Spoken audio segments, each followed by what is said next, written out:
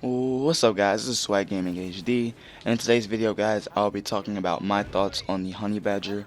I know a lot of you guys have different opinions on the Honey Badger. I did myself when Ghost first released, or during the launch of Ghost. I thought the Honey Badger was very very weak. I really did not like it, and I found too many problems with it. I hated the weapon. It just seemed like too underpowered, and then some guns have the sound of them makes them sound more powerful than they really are, but this weapon just seems to sound weak. But I really like it, and it's a really good weapon. So with that being said guys, let's get into my thoughts on the Honey Badger. The Honey Badger is the only assault rifle that has a integrated suppressor. It has pretty much no recoil at all, and has a pretty fast fire rate, I guess you could say. And it's pretty useful for stealth operations because with the integrated suppressor, you're always off the radar, and you can add multiple attachments to the weapon as well. And that's a really good unique feature, along with the other weapons that have integrated suppressors, such as the K7 and the VKS. And the Honey Badger also has the greatest center speed of other assault rifles, meaning that you can aim in quicker than most of the other assault rifles.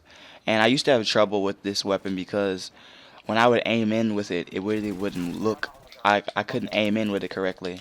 But now I'm starting to get the hang of it. As you guys can see, I am starting to pick people off. But it's a lot easier now for me to, get adjusted to the iron sights, because they do come up really fast.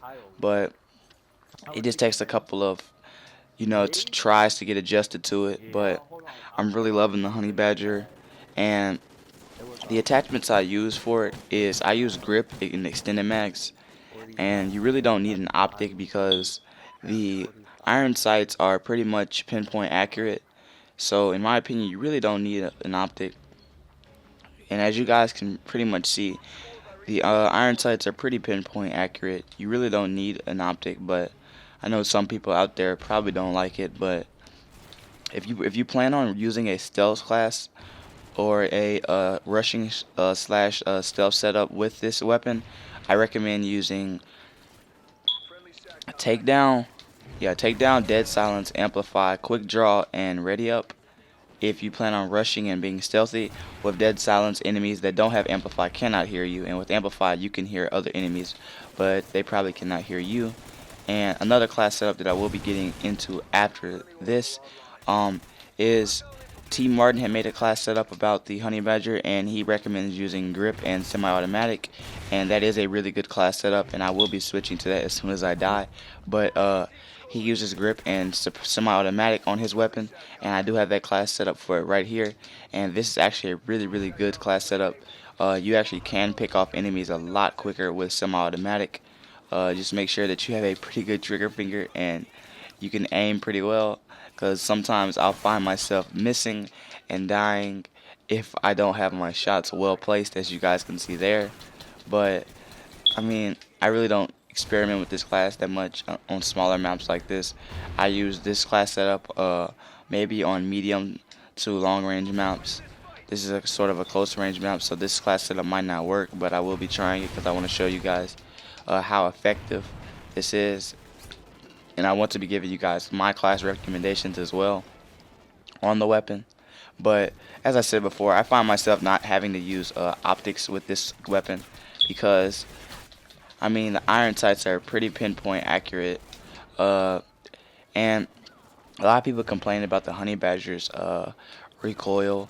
The Honey Badger is kind of a weird weapon. Like every now and then it'll have that recoil, and every now and then it won't.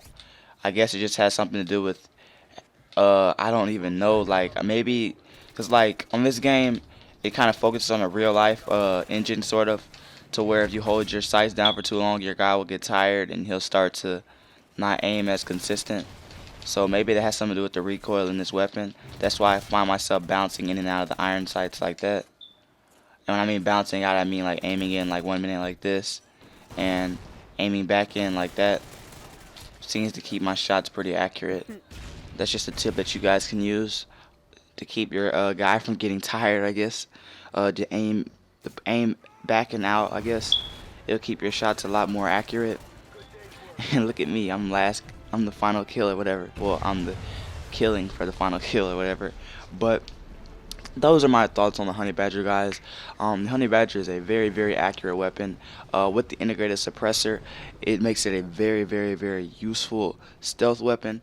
You can rush with it. It has very, very good damage. I don't know exactly the 4-shot kill, but it does kill really, really quickly, close and medium and long range.